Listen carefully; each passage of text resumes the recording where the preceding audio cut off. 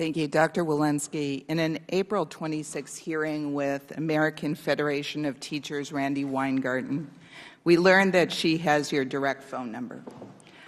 This is particularly interesting because of some of the nearly verbatim language and additions to the CDC school guidance that you took from the American Federation of Teachers. Dr. Walensky, do you maintain an official government and personal cell phone? I do, but may I also comment that I have several questions. Does Ms. Weingartner have your official or personal cell phone numbers, or both? I believe she has both. Have you ever exchanged text messages with Ms. Weingartner? I have. Were these texts on your official or personal phones? Or both? I would have to go back and check. It may be both. I would also say that I recognize that as part of the record retention requirements. I have several questions. Yeah. I'm sorry. Then if we have time, we can expand. Were these texts in furtherance of official business or about the business of the CDC? I imagine I would have to go back and look. The Select Subcommittee is in possession of about 5 text messages between yourself and Ms. Weingartner. Are there more?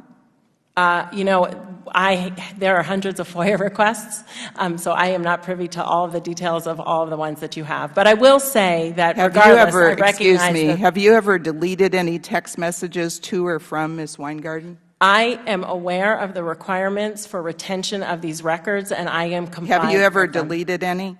No.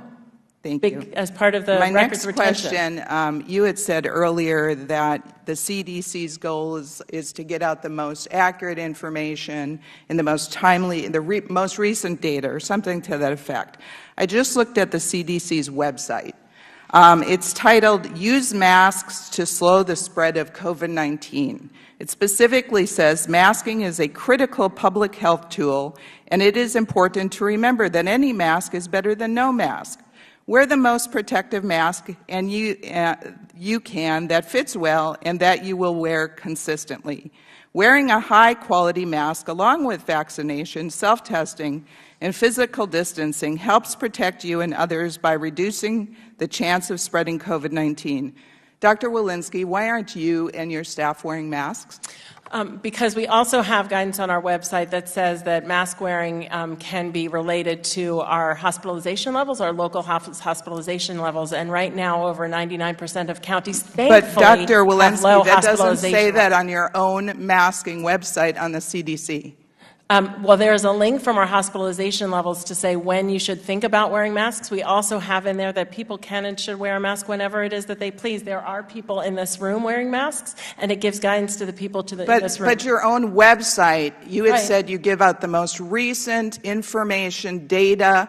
Your own website has this that says you should wear a mask in addition to vaccination, yet you and your staff are not wearing masks. I don't understand.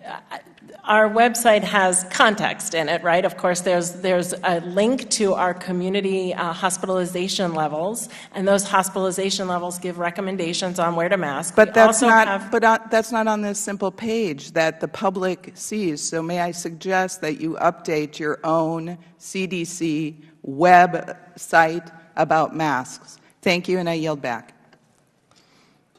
Thank you, Mr. Chairman. Dr. Walensky, you're coming to the end of your tenure as the CDC director, which you started in January of 2021.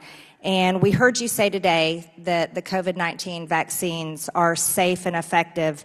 But what I'd like to talk to you today about is the 1.5 million VAERS reports that also reported 35,000 deaths associated with the COVID-19 vaccine. And this has been what many Americans feel like a largely ignored issue. They feel like the CDC has completely ignored the reports. They feel like you, as the CDC director, have completely ignored their reports. And I'd like to talk about that a little bit.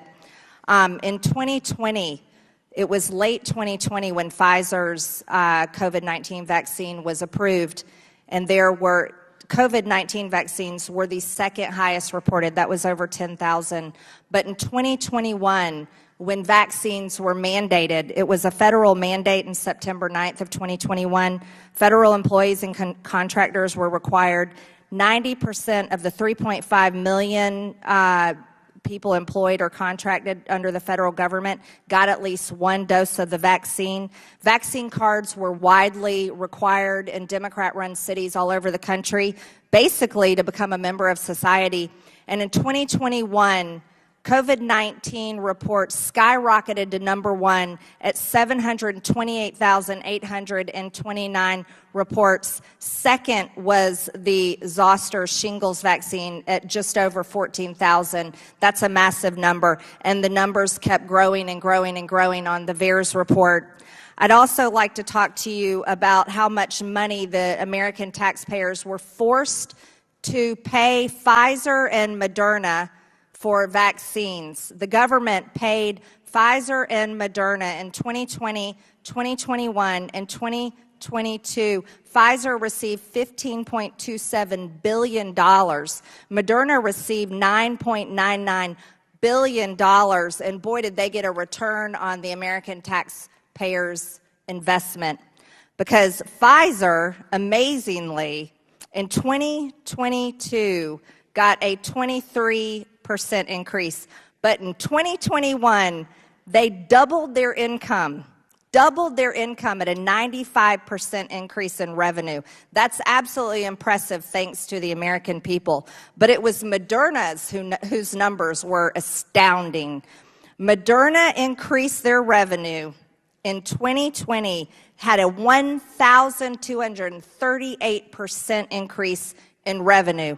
In 2021, they got a 2,200% increase in revenue, thanks to the American taxpayer, where money got funded into these big pharmaceutical companies for these vaccines. It's quite impressive, though, that Pfizer worldwide went from at $190 billion right there towards the beginning of 2021 and skyrocketed at the end of 2021 to $330 billion worldwide.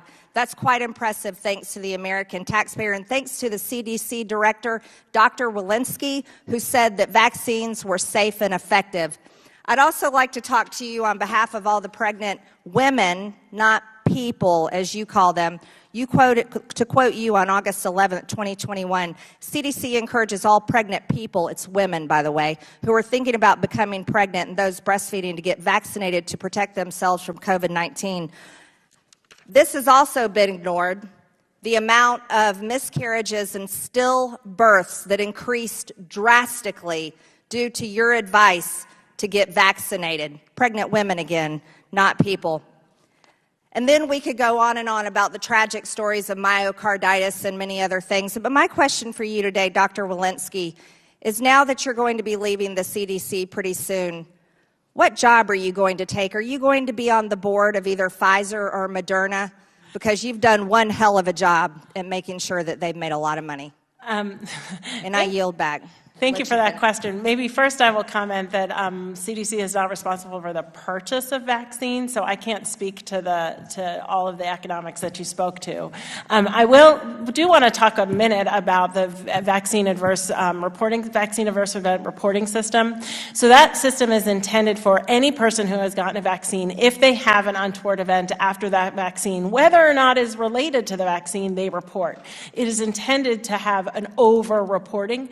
All of the not all, most of the vaccines that were being given, remember we gave 676 million doses of the vaccine.